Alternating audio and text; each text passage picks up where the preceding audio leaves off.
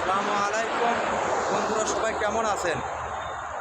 আশা করি আপনারা ভালো আছেন, আমরাও ভালো আছি। ভাই ইনি হচ্ছে সাইদুল ভাই। ইনি দেখেন আপনারা, রাতের আধারে আমরা জীবনে রিস্ক নিয়ে এই প্রবাদ জীবনে আমরা ভিডিও করতেছি।